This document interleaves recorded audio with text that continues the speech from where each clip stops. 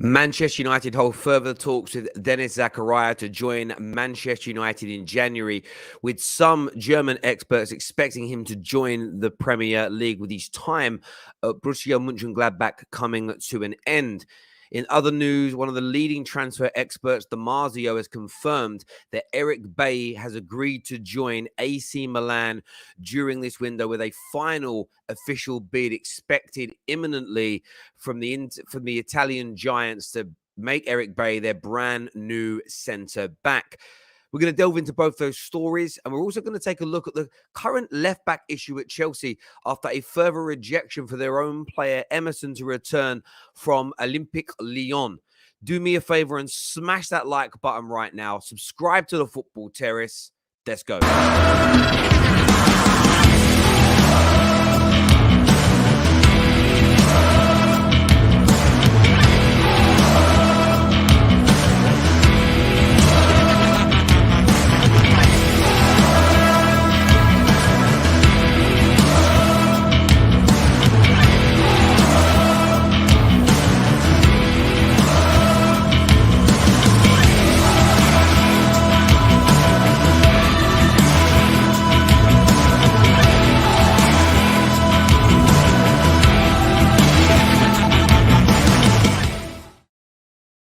Morning, one and all. Hope you're well. Big football this evening. Make sure you stick with the Terrace. Make sure you're tuning into our match reaction show tonight.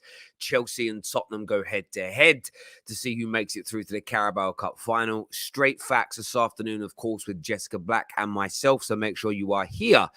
But lots to delve into in the transfer market again this morning. One of the big pieces of news surrounding Manchester United is Eric Bailly leaving Manchester United. Eric Bailly on his way out of Manchester United, it does appear. Now, one of the most reliable voices in football, Damasio, has confirmed that Manchester United are allowing talks between AC Milan and Eric Bailly. Eric Bailly's been unhappy at Manchester United for a while now. They're allowing those talks to go ahead. The player himself wants regular first-team football, and irrespective of Ragnick or Ole Gunnar Solskjaer, that hasn't been possible for him. Now, what's intriguing is what Man United are going to do in this area, because we looked a little bit thin recently with Phil Jones having to come back into the fold. What's delaying the deal as of now is that AC Milan are essentially reviewing the situation. AC Milan are in a position where they, not that they don't know what to do, but they just want to assess how much they think Eric Bailly is worth. So they know the deal can be done. Man United are willing to sell for the right price. Eric Bailly is happy to join. Whether he's agreed personal terms or personal terms are not going to be a problem. It doesn't really matter which way you word that statement. They both mean exactly the same things. But this just comes down now to AC Milan putting in a bid that Manchester United find acceptable. Now, you may be someone who is a fan of Eric Bailly, but if United is to make additional signings in January, it is a one-out, one-in policy. Man United have a bloated squad with up to around 25, 26, maybe I've read in one report, 27 players who could be potentially within this squad who are eligible to play. That's a huge squad. By any standard, that's a massive squad. Reducing it by 4 or 5 people over the course of January could be key. There are also a lot of disgruntled players at Manchester United also. Now, that isn't to say they don't have the right to be disgruntled. That doesn't mean they don't have the right to be frustrated at a lack of game time, a lack of opportunities. But it doesn't deter from the fact that there is a problem. This could serve everybody well. Most of all, Eric Bailly getting game time and going to a club and into a league that wants him. Because seemingly, whether Man United fans do or don't, management doesn't. It's not as though he's coming. A lot of people want to see him play regularly with Varane. Whether I want it or not, I'd love to have seen that given a chance. It ain't happening. And because it isn't happening, we're better off just selling him. Him sitting there doing nothing for us is a waste of money for the club, frustrating for the player, annoying for the fans. So I think this represents a very good piece of business as and when Manchester United can get this over the line, can move things forward and all that jazz. Morning, Bobby Singh. Hope you're well. Thank you very much for tuning in. I want to know what you're all thinking about the Eric Bailly situation. Is it the right move for us, him, Milan? What are your thoughts and feelings on him essentially leaving Manchester United? Make sure you leave us your comments and let us know what you think and you feel. Very important to the Terriers that you do that. Terry, why do you value Terry, how do you value a player that's always prone to injury? I love how you ask me questions that are very hard to answer. You got to look at it from his valuation is going to be diminished because of the fact that he is injury prone. That will take away from the asset. But equally, we all know for a cast iron fact that the Premier League is a faster paced game of football. So what Man United will try to do is sell the idea that although Italian football is brilliant, Italian football is great, slightly slower pace. You saw Chris Smalling that spent a lot of his time at Manchester United out injured. Has he had the same injury record since he's been in Italy? I don't know. You'd have to look at these things, but that's how you would work it. I haven't sat there and done the body of research to have the answers, so I'm not going to try and wing it. But you have to try and spin it in those ways. You have to look for a case in point. A few players that were injury prone in the Prem that have gone to Italy that have been much better. And then you work that in. That would be a way to do it. That's how sales are done. So that's what you would do there, Twisted Bubba. But great question as ever. Always asking the most random questions in the world. Does Bailly ever stay fit for United? Not really. That's the problem. He doesn't. That's the one thing where I think I remember people talking about him and Tuanzebe getting regular football under Ollie. And when this debate was going on, Ollie had been at the club like 800 days. And for 640 of them, those two had been out injured. So it was kind of like, listen, I understand why that there isn't a team being built around these individuals. It makes complete sense. The other big transfer news that, again, just isn't going away at the moment is the Denis Zakaria move or Zakaria move. I keep hearing, literally, I watched 4 streams on him yesterday and heard it said 3 different ways. Very confusing, especially for a dyslexic. But there's a number of stories circulating yesterday from various outlets. One of them here from Ronan Murphy from, you can see him on Sony Sports, very popular journalist over at Goal. He said a move to the Premier League is now on the cards for Denis Zakaria, with Mönchengladbach willing to let him go for an offer of around 6 million euros this month. They're trying to recoup a little bit of money. Now, what we know is that Man United started talks with Denis Zakaria back in December. These conversations have been going on for a while. That was a kind of mooted rumor that has now been confirmed by Fabrizio Romano. At some point in the last 24 hours, Fabrizio said those talks took place in December. We know Manchester United are interested. We know further talks happened a few days ago with Manchester United making an unofficial bid, if you like, sounding out to Borussia Dortmund what would it cost to bring him in, and making a kind of play to his agent to say, what would it take to bring him here? What are the kind of salary demands, bonus demands, etc.? Now, no official bid and no official offer have been made, and it isn't going to happen in that way. There's no official bid or offer going to go in from Manchester United until the player commits to Manchester United. Why? The club doesn't want to have egg on their face. Denis Zakaria is talking to a number of clubs across Europe, in Germany and in the Premier League. So Manchester United are not the only team in this race. The positive news for Manchester United came from a very credible source out of Germany in Konstantin Eckner. Now, he said yesterday that talks are ongoing between Manchester United and Denis Zakaria's camp over a January move. Still reiterated that no official offer has been made yet. And as we say, until Denis commits to Manchester United, there is not going to be an official bid. In some respects, why would there be? But it does appear that Manchester United are working and really pushing for this to move forward. There was another report yesterday that came out of Sky Germany that Manchester United are also in talks with Denis Zakaria. So you're seeing this now from a number of outlets, 2 or 3 very credible, highly credible German sources.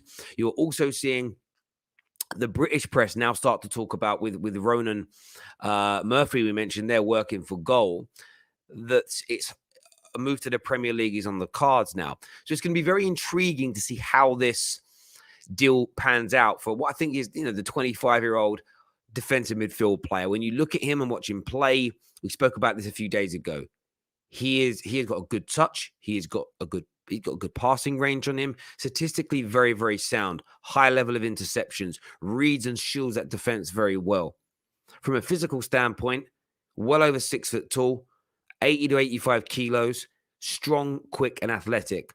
So when you kind of add up all the things that you would want from a player in that position, you've got size and stature, especially for set pieces. You've got the strength and the athleticism when it comes to coping with the Premier Leagues and the rigors that come with it. And then on top of that, what Manchester United fans are desperate for is an actual competent holding midfield player who can play if he's facing forward, but also with his back to goal. And my hope, and I've watched footage of him, and he looks pretty good at it. And I hope that if he comes to Man United, this transpires. But there is an element of press resistance. That press resistance nature is key. There are times where Fred and McTominay can look good, where Matic can look good at his age in this Man United team. But being press resistant, especially for a holding midfield player, is key. The frequency of which Man United lose the ball in their own final third is staggering for a team of our stature that pays its midfielders such an abundance of money. Are there other options out there that people might prefer? Do some people prefer a Ruben Neves? Will some people prefer an Ndidi? Yes, they would. But these players are coming at a £50 million plus premium. The amount of money it would cost to bring him in at around £5 million. A salary tipped to be somewhere in the region of £80,000 to £90,000. It represents very good value for Manchester United to go in for Denis Zakaria this month. Now, maybe the price is the reason why he seems to be an option.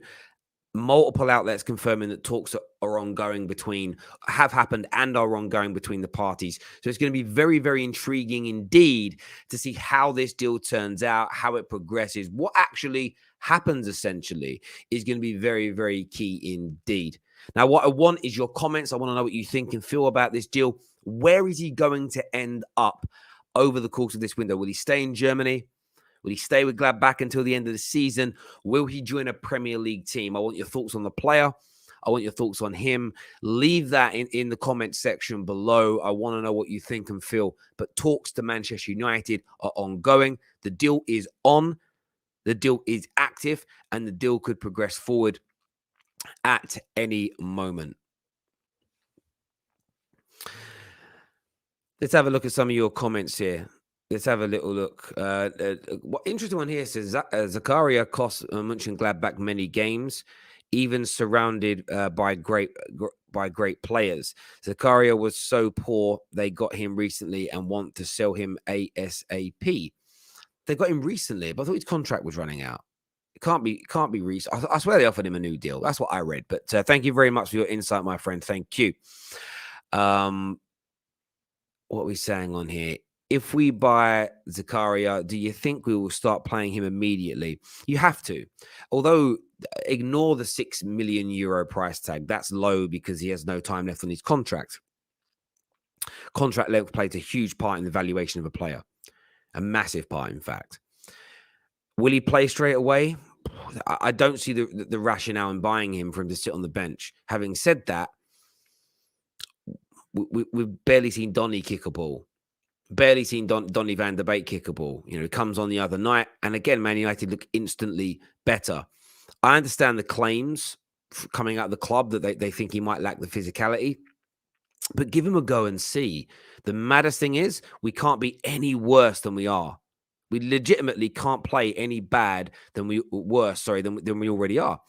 So when I look at Denis Zakaria, to sign him and not to play him almost straight away, maybe you bleed him in for a few games. But for me, you give him an opportunity, you put him in, you see how he handles things. You never quite know when you buy a player. It could be Thomas Partey, that 18 months in still hasn't settled. But it could be the complete opposite of that. And it could be more Bruno Fernandes, where he comes in, clicks. It could be Ndidi, comes in and clicks. Could be N'Golo Kante, comes in and clicks straight away and looks brilliant. You never really know. That everyone's just got an opinion on whether it'll work or not. But I definitely think that he could come straight into that team, kicking a ball and playing football. Strip Bear here says Donny van der Beek needs a chance. Yeah, he absolutely does. He absolutely does need a chance. You can't get away from that. And even if you agree that you think it's the physicality element as to why he's not playing, my Zoom seems really off today. I'm going to try and fix that. That's even worse, Terry. That's even worse now. Zoom, zoom, zoom. Now look what I've done. Look at that.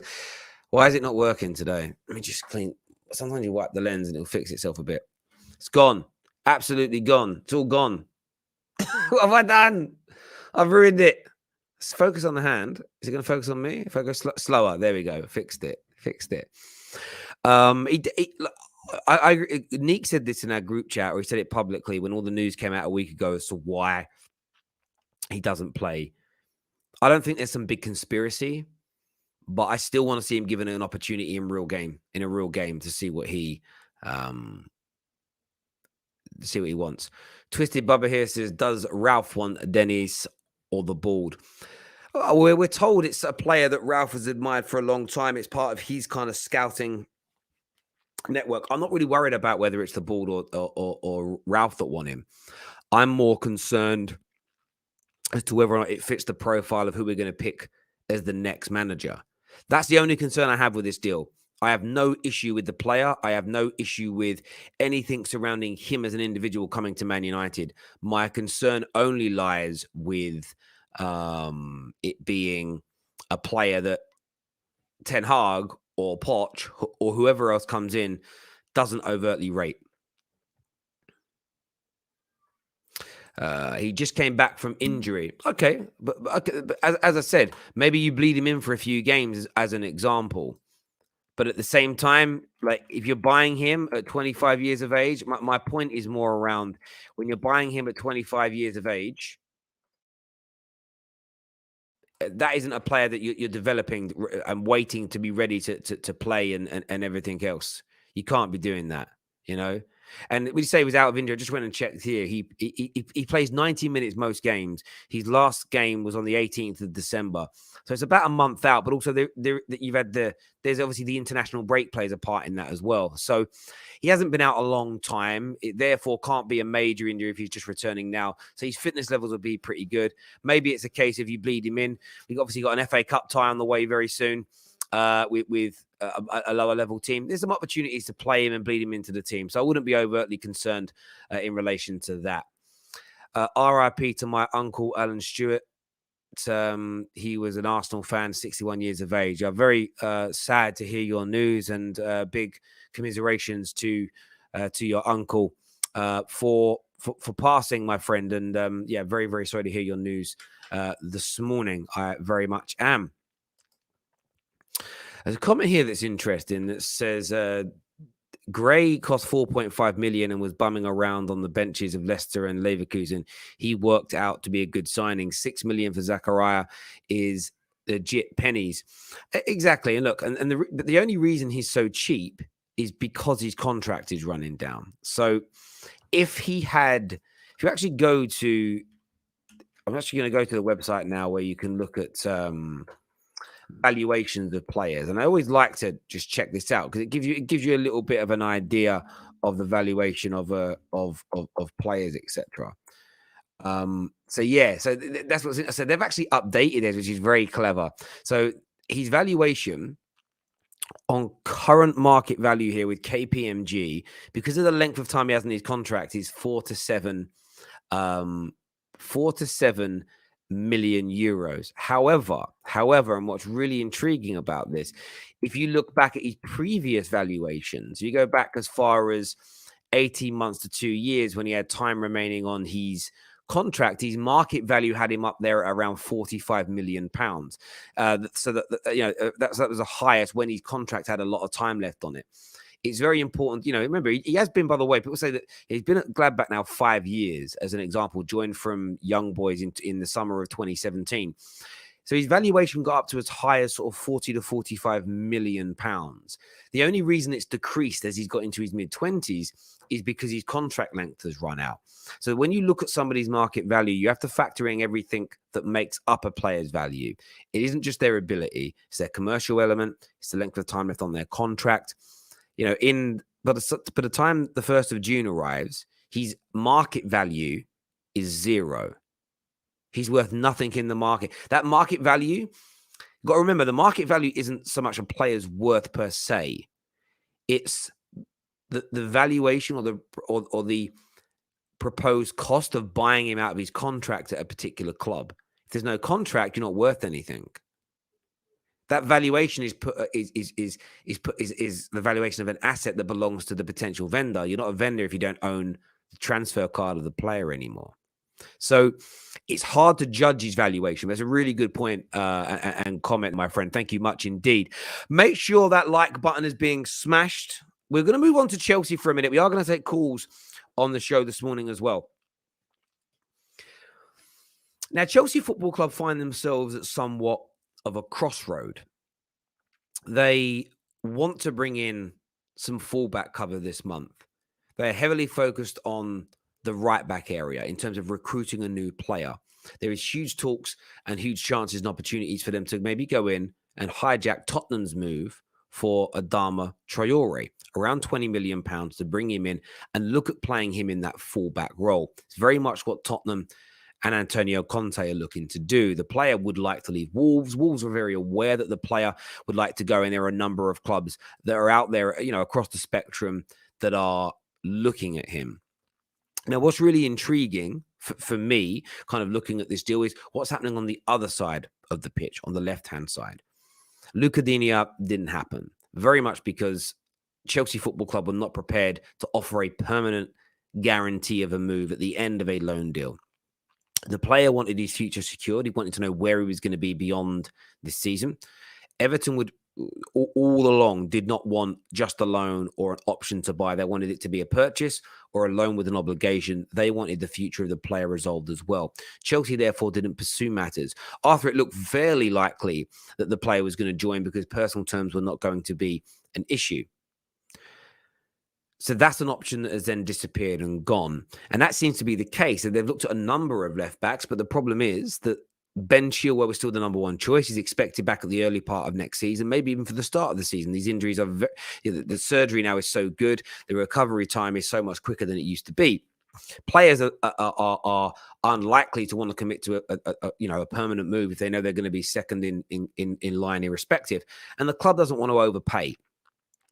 They've made 2 attempts, Chelsea, at bringing back their own player in Emerson. They've made 2 approaches. They've offered compensation of up to £3.5 to £4 million to Lyon to bring him back.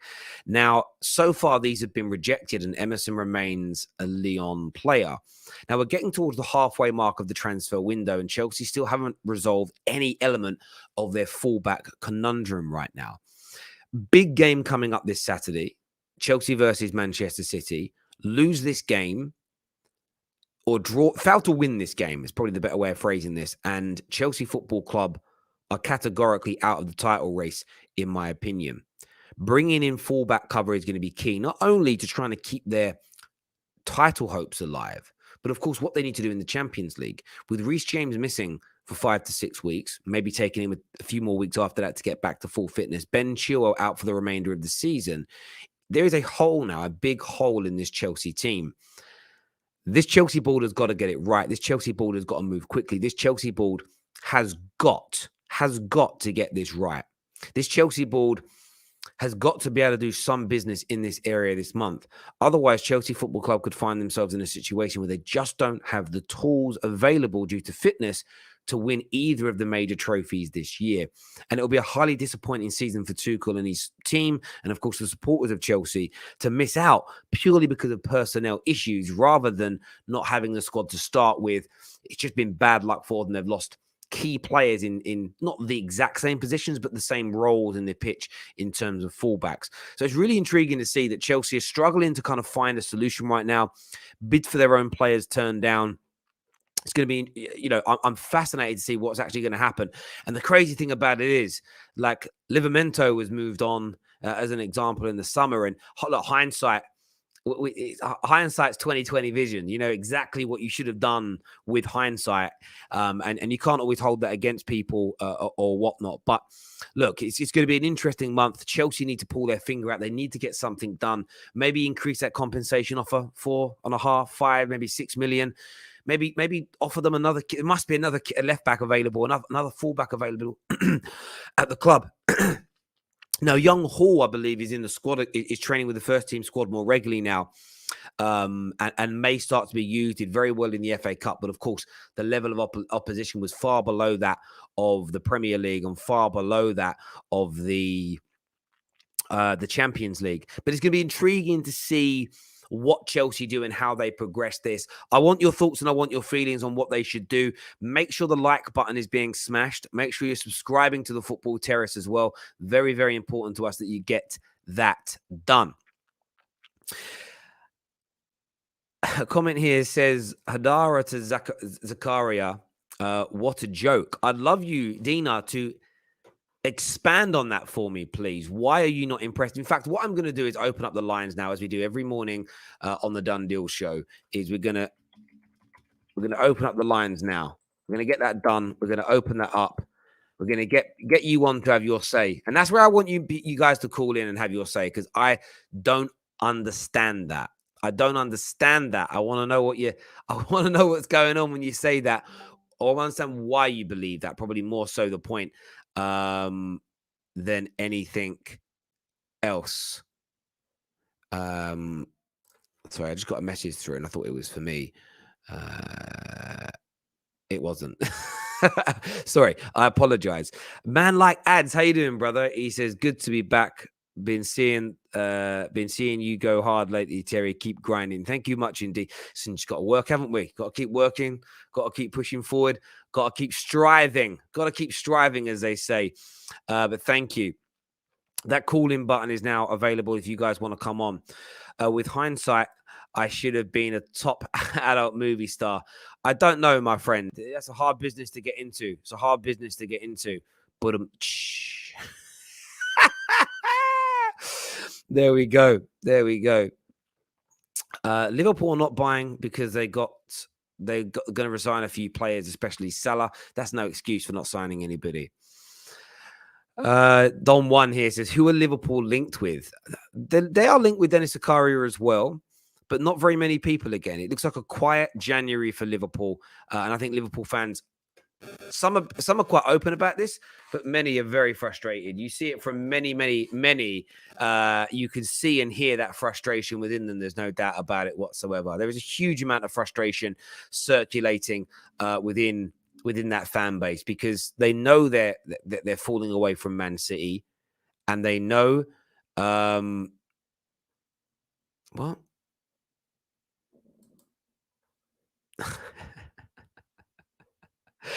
Someone made me laugh here. Sorry, someone's made me laugh. Terry, you said Denis Zakaria is on too much. I'm allowed to. I'm a football fan. I can say what I want.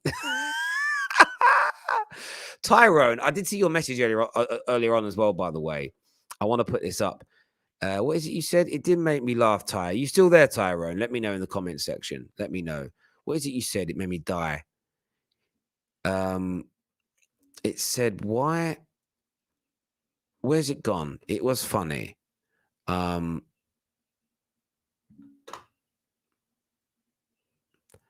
Where is it? Where is it? Terry, why are you so cocky and arrogant? If that's your interpretation of me, there's nothing I can do to change that. So that's fine. I know myself. I'm very humble. I'm not arrogant or cocky. I have an air of confidence about myself. I believe in what I believe in. And I have to have an air of confidence to be able to sit on camera every day and talk to, on average, 2.3, 2.4 million people a month that watch my content on YouTube, and then the thousands that watch it across the websites that my channel is integrated in. You have to have an air of confidence, because you get a lot of flack for what you say. If you think that I'm cocky, if you think that I'm arrogant, then I don't know what to say to that other than, like, the way you're reading it is wrong, because I'm telling you how I actually feel. If I come across that way and that's how you perceive it, there's nothing I can do. I understand that perception is some people's reality, but yeah, there's nothing more to me to say to it than that, other than that. I appreciate you being a member, and I appreciate you tuning in, Tyrone. Thank you very much indeed, my friend. I really do. We're going to go to some calls now. We've got a number of you waiting backstage. First on the show, we're going to go to True Red. Man like Russell's back with us today. Clearly here to talk about Manchester United transfers. We're also going to give you an opportunity again. Remember, the Football Terrace secret phrase is running. We're going to give you an introduction to that if you've not seen it before, because that PlayStation 5 is still up for grabs. But up next on the show, True Red, Man like Russell's back with us. Let's do it. Morning, Russ. How you doing, mate? I'm all right, Terry. How are you, man? Yeah, I'm very, very good, my friend. What do you want to say? Well, first of all, let me say to Tyrone the Melon, if you can say to another person they're cocky and arrogant, that is that in itself is cocky and arrogant. You hypocrite. So he should just pause there, because not only is he wrong about that, he's being a hypocrite by just putting that statement out. Um, yeah. So I wanted to talk about Man United, man, and I'm a bit disappointed, Terry. Bit disappointed that with the Zakaria news. Not that he's a bad player or anything, but my God, can we get a grip of the situation? Like Cristiano Ronaldo's contract is running out, what, in 2 years, or at least in 2 years he'll be gone. You have Cavani, who probably in the summer will be gone. You have Varane right now, who we don't know if his trajectory is going up or it's going down. You need to figure it out. You have Paul Pogba, and we're looking at Zakaria to be our solution in the midfield. I feel like we're not actually taking this situation serious. Now, the question might be, what are we aiming for? If we're aiming for top four, then sure, go and get him. But surely we should be aiming for higher than that. Yeah, look, we should be, but not not in terms of this season. I feel like this.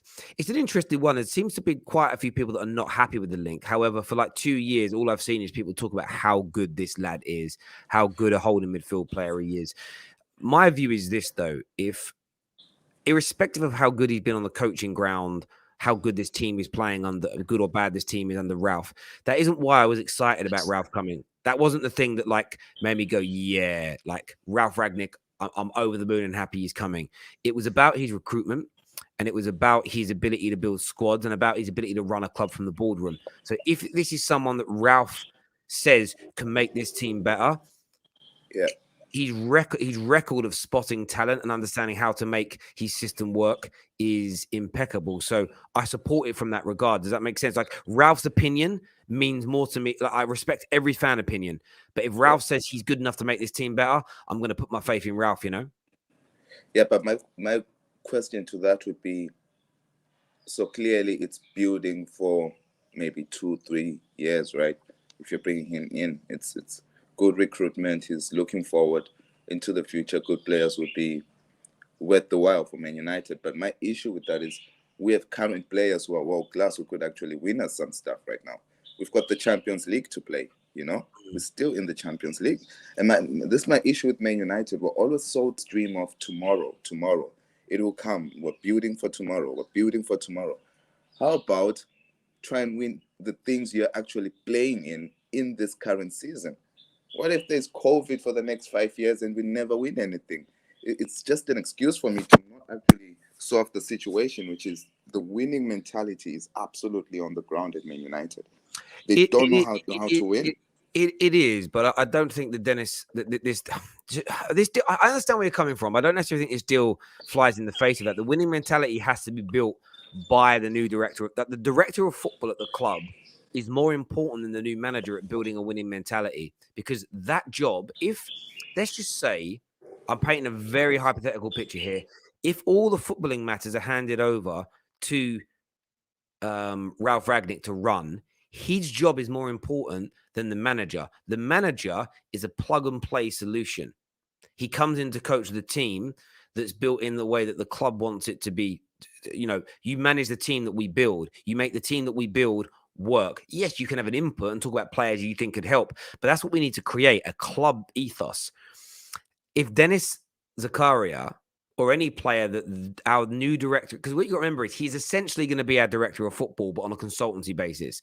If he feels that player, in terms of ability and characteristics, is going to be part of the jigsaw to give you what you want, that's why I'm relaxed about anything that Ralph's doing, because everything Ralph's doing for me is the beginning of this supposed Yeah. rebuild everybody needs. I ask it to you this way. Everybody can want. Yeah. Can I ask it to you this way? So you're Cristiano Ronaldo, and you know Ronaldo. Do you think he's one eye on the Champions League this season? Like, he's always trying to win it, right? He is, but I suppose my challenge to you Would is, Zakaria hang on, feeling with confidence? but Russell, sorry to be rude. What world-class midfielder are we buying in January? From who are we getting? It's not really about being world class, though. For me, it's about the Okay. experience in that Let me go position. back again. So let me go back again. Like, he's 25 years old. His experience. Who are we getting, in your opinion, with who could come in and give us what you want? Who's that player? Like, in your opinion, who are you thinking of? There's no one, to be fair. So if there's no one to buy, and the option is let's buy a player now that about 7 or 8 clubs are looking at that we think could build us for the future, like, it's not a bad deal then. No, I don't think it's a bad deal, but I think it's not something we should be even looking at. That's my issue with this. But you know why we're looking at it now, right? Because everybody else is looking at him now. You can't. If we wait until the summer, by then he might have already signed for another club. You can't sit on this one, brother. Then let him go, Terry. Then let him go and No, just sign a proper central midfielder. No, Rice. hang on, Russell. This is what you're missing. This is where fan opinion is great, but relax on Ralph a minute. Maybe he is one of Ralph's top priorities to rebuild our midfield around. So if we let him but rebuild when Ronaldo is in the mud. Well, it's nothing to do with Ronaldo. We're not building for Ronaldo. We're building for Man United. And that's my issue. I'm saying we've got Ronaldo now. We've got Cavani now. We've got Varane now. We've got De Gea now. We've got the reason we're in now. Russell, I'll be honest with you, brother. The reason, Russell, no. We cannot keep prioritizing the here and now over the future of the club. We have never prioritized the here and now. Exactly. We've never done that. Do you want to know why? Because we don't plan for the future. We are always always sticking square pegs into round holes, and we have no sustainability. None. It's frustrating, man. It's frustrating. You have to build it. You have to build a solid foundation to create success. You can't just go, right, let's go and buy a superstar and throw him into. You can't throw a superstar into the mess of the club right now. You got to build, bro. Build. Tell me a solid foundation than David De Gea in goalkeeping, than Varane in the middle, than Pogba in the midfield, than Cristiano Ronaldo up top. That's a spine of a team. Not if it isn't working. It's not, on paper, it sounds great, but it hasn't worked, has it? It hasn't worked. Well, because we keep buying deadwood to fill it up. Honestly, Zakaria, Fred was a hang on. Russell, stop.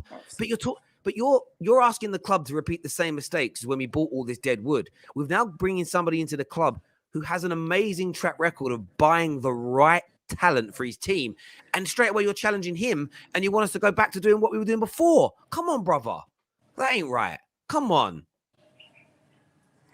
I'm just saying at that time it did make sense to buy these players, because now all of a sudden you've got the world-class players. It's different scenarios.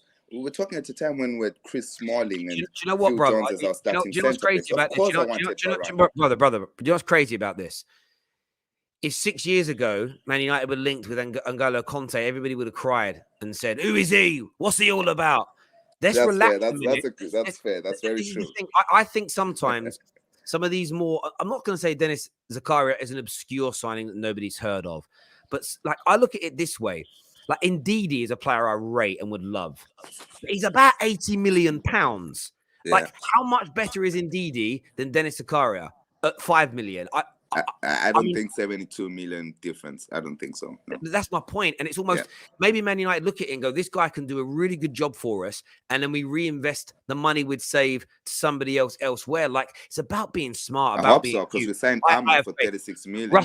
Russell, I absolutely appreciate your call. One thing just to justify that. Go on, Terry, one more thing. I do get the financial side. I'm not dumb. We signed him for 6 million. Him being a United player, immediately his value will probably go to 20 million. So on that financial end of things, which I don't give two craps about, I've got my own family to worry about, I understand it. But as a football fan, I just thought it's a bit I hear you, bro. I hear you. Listen, Russell, legend as ever, top man. Thank you very much. Thanks, indeed. A few people in the comments saying, Russell, back to you, Terry. Listen, I'll challenge football opinion. People that get on can challenge each other the football opinion. We can be heated. Grown men can talk to each other like that without crying like babies. I'm sorry if it offends you, but my advice is toughen up, because the world's going to eat you alive if that was, oh my God, if that's a trigger moment, you're really going to struggle with life.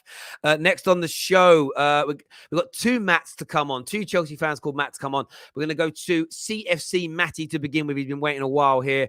Welcome back to the show, mate. What do you want to say? How you doing, Terry? You okay? I'm very, very well.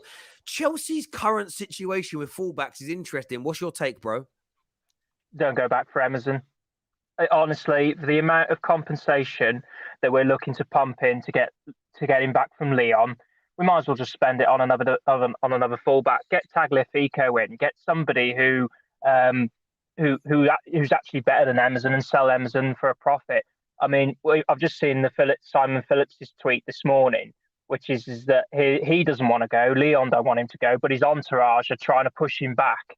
Well, that's not the best interests of the player. And to be quite honest with you, who's to say when Ben Chilwell or whoever is doing so well that Emerson will be pushed out anyway? I think, to be quite honest with you, we should have gone for Lucadinho, in my opinion. But I think it's just crazy that we're going back for the likes of Emerson, who is an average player for us at best. And we're having to settle for average, if that makes any sense. You know, I mean, we're challenging for the league, for God's sake. We're in the Champions League. You know, we're even pushing for Carabao and FA Cup. Try and bring some class in instead of looking for Emerson, who's an easy option. You know.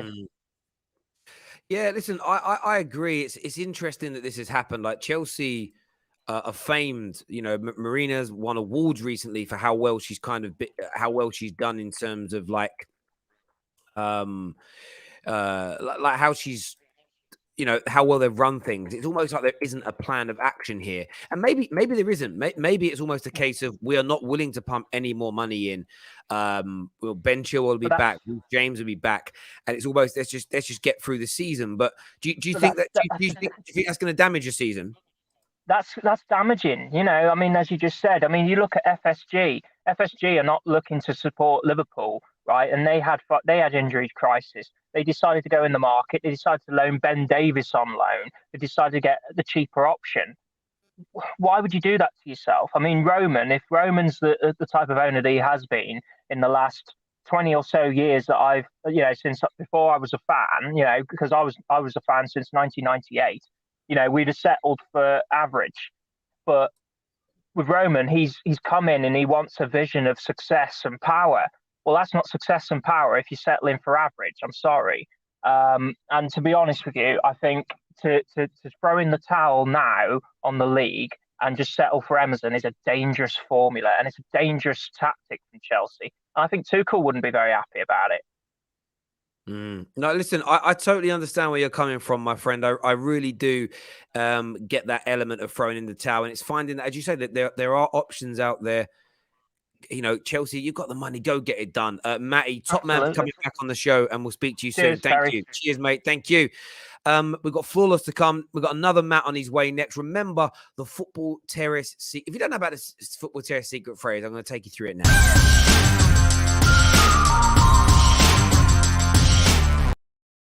So we are giving away a PlayStation 5 and a pair of Cristiano Ronaldo's football boots. We have a golden envelope. It's actually normally attached to that stand behind me, but it's fallen down and I haven't put it back up yet. I should have done. Now, in that envelope is a football phrase that is very well known. It's very commonly used. Lots of you super chat in each day. When you put in a super chat, all you need to do is guess the secret phrase. And if you guess it right, word for word, you will win that PlayStation 5 and that pair of football boots of your choice. Now, we've already given away one clue. The clue that we gave away was you don't see it. You don't see it straight away. That was the clue. And I should write down these clues so I always remember them. But that was the clue. You don't see it straight away.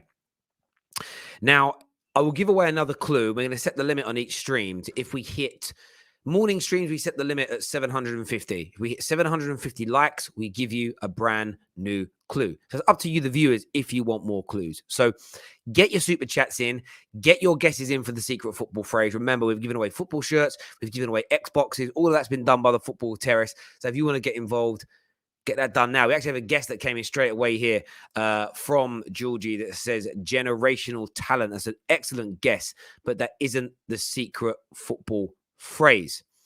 The only people who rate Tagliafico are football Twitter. No club wants him, yet people still rate him, is what C has got to say. Remember, when you put these super chats in, put your secret phrase guess at the end. Next on the show, we've got man like Matty here. What you saying, bro? Yo, be up, Terry. Is it the same word from like a couple months ago, or has it been changed? No, the viewers wanted it changed. We did a few polls and we changed it. That was prolific striker. No one got it. The prizes are the same, but no one got it. So we thought we'd relaunch it. That's what we did. Oh, so no one's got it yet. So guys, do make sure. Come on, smash that like button. Comment your one. But Chelsea, embarrassing, absolutely embarrassing, Terry. I mean, I'm just sick of what they're doing. The board is a 2-car. We don't know, but going for Emerson is such an embarrassment. I mean, we sent off a player to get some more experience and get better, but he's at the exact same point as where we left him off. He hasn't provided anything to Lyon. He's actually played not the best in a French league. You know, Lyon aren't doing that well, so I'm not too happy and I'm not too excited that we're going for Emerson because it's not an upgrade. If we want to win trophies, if we want to get a player to combat and replace Chilwell, or not replace him, but rotate him until he gets back, it has to be Digne, and that's the only option. Tagliafico, no. That comment that C said sums up perfectly. No one wants him. The only people who want him are football Twitter people who just throw out names because they just want to. Tagliafico, it's like another ZH. No one wants him. Let's not risk it. And I think Digne is the perfect fit, but we really missed out on the opportunity, and it's so embarrassing. And big props to Aston Villa for getting Coutinho, and then they're getting Digne because they're going to go higher than us if they're going to keep signing these players because we're not doing anything. And it's quite embarrassing to the point that I'm getting really frustrated, and I'm just allowing people to make fun of Chelsea because we're a laughingstock right now. We're not getting anything over the line. We're becoming the Arsenal of 2020 in August, when they didn't do anything. Now we're not doing anything. I mean, I understand January is not a window where we go big, we go bold, but at the same time, we need this player Digne. He needs to come in, and it's just embarrassing. And every day there's a new player coming in the news. We got Adama, we got this, so we're just not decisive, and that's the one thing I hate about Chelsea. We're just not decisive. That's why we can't get anything done. I understand it, and it's really interesting because it's sort of like I look at it along the lines of some fans at some clubs will be like, "Oh, you're being spoiled because you buy so much, you spend so much over the years, your squad is still stacked," and I think that's the difference. We had that debate yesterday with Lee Gunner about where he basically said that everyone has the same opportunity to win, and if Brighton finish below Man City, that's still a failure. Where I kind of disagree. I think there are levels to this game, and when you're a club like Chelsea with your resources, your ability, your money, etc., I kind of look at it from the point of view of you can go out this January and buy to replace a player. You're not and a very good player as well. You're not a Brighton. You're not a Southampton, you're not a Watford who doesn't have the financial power and resource to do that. So your ability to fill holes, your ability to push on to that next level again is very different from those sides. And I always say this with respect I always say this with respect to people that support smaller clubs or clubs with less resource, that when you live in that world and you've got that finance, the expectation is always going to be, is always going to be higher. It's just how it is. And so I understand and I totally get the frustration that you were going through. I wanted to ask you quickly, because I know you're someone that studies football from multiple countries. Denis Zakaria to Man United. Man United fans seem to be at 50-50 whether it's a good or a bad signing. As a rival, if Man United buy him, good or bad in your opinion? I mean, it's not a big risk. I mean, I think he's 6-7 mil. I'm not too sure the exact price, but they need a midfielder. I mean, I haven't seen much of him. I've only heard from what we've been seeing on Twitter and what's been happening, but I haven't seen any gameplay. But again, it's like the same thing as Chelsea with Digne. Like, there's no risk. I mean, he could be a great player. He could come in. He could flop, but it won't matter. I mean, your midfield, to hate to say it, it's the truth that it's horrendous right now. McTominay and Fred aren't doing the best, and I think someone like Zakaria can come in. He can possibly add something new, but if he doesn't, it's fine. I mean, we're not going to go out for big in January, like I've been saying. So I don't think it's the biggest risk. But if you don't get him, I don't think it's going to be that much of a shame. It's the same thing. Like we kind of say with Chelsea, like if we don't get Digne, like all right, whatever. But it's still if we're gonna go for big, same like United. If we're two clubs that are going to go for big. We're going to get big plays now, because right now with the COVID, with the injuries, with all these things happening, January needs to be a window that is big, and I think that's what clubs are going to do. But we're not. So if we're not going to do that, then we're not going to. That means our club's goal, or I would say that what they're aiming for, aren't trophies, and it's just to get a spot in the top 4, top 6. Because if we're going to go for trophies, we'll be buying players like that, but I don't think we are. Yeah. Listen. I think it's going to be an interesting month to see what people do, especially when you've got, as you say, Villa's. I mean, Newcastle signed Chris Wood. That's 20 million. That was random. It is random, and I'm actually not going to do what a lot of fans are doing and say it's terrible, because I've always been quite impressed with Chris Wood. I actually think he's a good football player, just maybe not in the right team. It's going to be interesting to see how I'm just intrigued to see how this deal goes. Equally, I think it could also be a deal that, create him. If you create him an extra chance or 2 per game, he might score. I think he could score more. Equally, if they do get relegated, he's a good championship player, and I think there's an element here of covering all bases with that deal. But we'll see what happens. Listen, Matty, top man for coming on and having your say. Really appreciate it, bro. Thank you. Flawless is on the show next. What are you saying, Flawless? Hello, Terry. Can you hear me? Yes, I am. First of all, I just want to say Happy New Year to you, because Happy New Year we've not to you, spoken. my friend.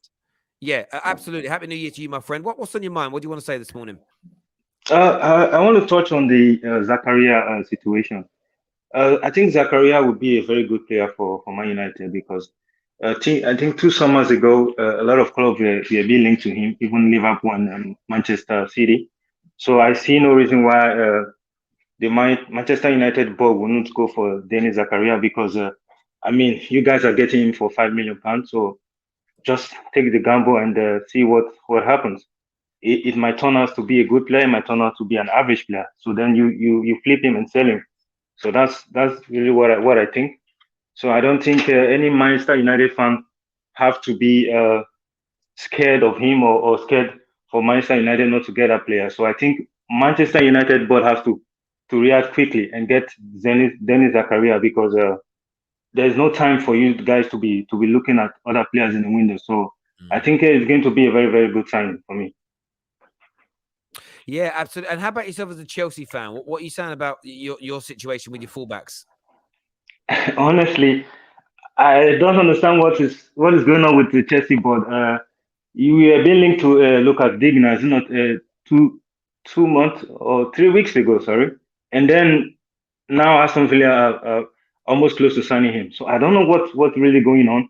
Why are you guys not acting quickly and fast with these signings? Because if you look at it now, Alonso cannot be able to be consistent on that position. So why don't you go and get Lucas Digne, and then you sell Alonso in the summer, and what's his name, Emerson, and then you get your money back. So what's the problem? What's the delay? Why are they acting very slow?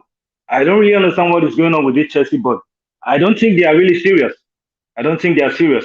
If you are serious, you act quickly, because you know that we have a lot of matches to play. We have the Champions League, the FA Cup, and other competitions that we have to play. So I don't understand what's going on. But what I think they are going to do now is they are going to go get Sergio Dest, because he can play the both wings, and then they won't sign a left wing back. That's what I think. That's my own opinion. They see now that Dest can play the two positions. They will just chill, and then Hala as a Blikota to be on the right wing back, and then Dest to play on the left wing back. I think that's what they are going to do. But for me personally, I think Chelsea board, they are just acting. They are not acting like a big club. For me personally, they are not acting like a big club. You have to act quickly. You have to really act quickly. And secondly, I want to speak on the scout. If we can get Lucas Digne, so why don't you go and start other players? He's not the only left wing back or the left back in the market. Why don't you go and start other players? It doesn't have to be a very popular name that everyone knows. Go and start a very young or someone that you think that is very good. That's why we pay money for all these scouts to go and look at players. So what's going on? We have been linked to a lot of players, Look at Dignan, and we linked to him 3 weeks straight. And now Aston Villa just came in and stole him from us. What's going on here? Aston Villa is moving like a big club. They are serious. We really have to be very careful because Aston Villa next season, you see that they are going to be pushing for that top six position in the Premier League. So I don't understand what Chelsea board are really doing right now. I really don't understand. Mate, I completely get where you're coming from, buddy. I completely get where you're coming from. And again, we're talking about the elite end of the spectrum and everything else that's going on there. I do. Listen, my brother, thank you very much for coming on and having your say. Thank you very much. Thank you, Terry. Indeed. Thank you. Next on the show, Safe is here. What are you saying, Safe? Hey, bro, what's up, man? You good? Yeah, I'm very well. What do you want to say? I don't know what to say, man. Like, I'm really annoyed with my football club. I'm really, really annoyed. I mean, I agree with what KJ said. The mentality needs to be resolved. Players are so negative. You can see that the players, they don't want to play for the club. You can see that they hate the manager, they hate the football club. You can see that the players hate the owners. Mentality, they don't want to play. I mean, last season, tell me what makes it any difference between last season or this season? There's no difference. Most of the players are the same. So last season we were playing better football under Oli than under Ralph. Why? I mean, I Why do don't. you think? Why do you think? For me, it's the head. The head has gone. I'm gonna tell you about Manchester United history. Back in 1986, Ferguson got rid of 80-90% of his first team players because physically, mentally, the players were on alcohol. They were drinking. They were taking, I think, drugs at the time. They were dancing. Oh. Physically, and Vega came on Man United, and he said half of the first team players will get sold, which he did. He read with a very good team. The problem in 1988, I think the Man United team almost got relegated. He almost got sacked. So there was times where Sir Bobby Robson was about to take charge of Manchester United, but they kept Fergie. I think in the year 93 or 92, we won the FA. Not 1990 or 91, we won the FA Cup. Following that season, we won the league, and that's how Fergie was successful. In 1988, we came second. We didn't nearly get relegated. Liverpool won the league, and Man United came second. Okay, but I think I think there was a season where we finished 16th or 17th. Right. Okay. Yeah. I don't know what year that was, but in 1990, I think it was 1990, something like this. I'm just trying to teach you Man United history because most of the football terrorists partners, they know nothing about Man United. But for me, yeah, we need to fix their mentality first before we buy the players. There's no point buying players, and the mentality of the players is not that good.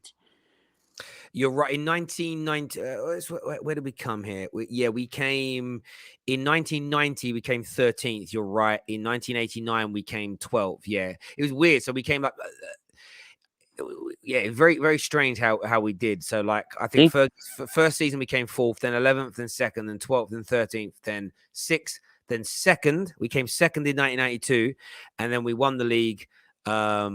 Like the next 2 years. I think in the year 1990, Fergie almost got sacked. Maybe, something like that.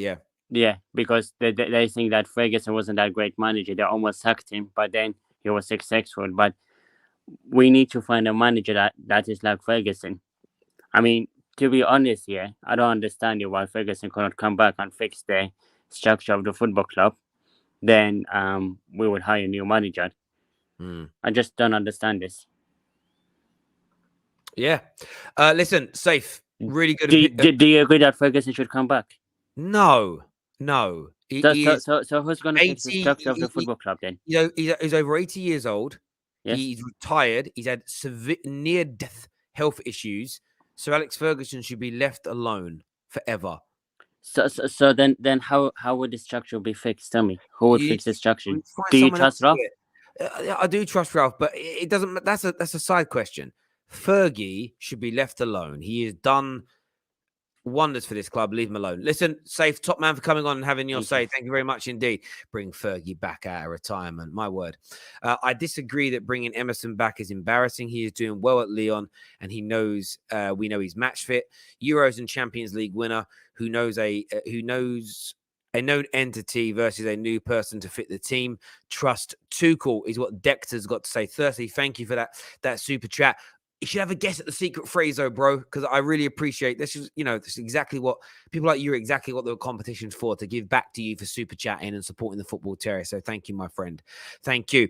Listen, everybody that's tuned in this morning, thank you. This afternoon, back with Jessica Black for Straight Facts and match reaction tonight for Tottenham versus Chelsea. Very excited about that one indeed.